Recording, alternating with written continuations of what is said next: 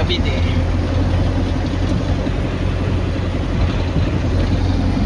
Tayo mag-charge kasi tayo sa ating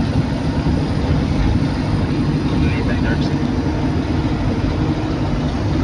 After ng charge tayo ay titinda ng yan.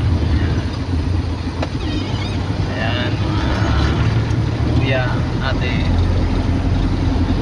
ang hupyang tibas. Dadayo pa ng Cavite at Batangas.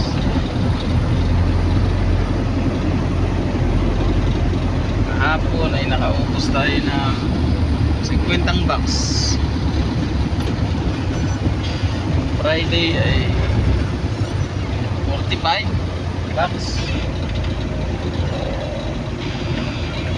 Sana today mas more boxes para sa ekonomiya. Go South Coast. Charge muna tayo. Tara ng charge. Saka tayo mag titinda.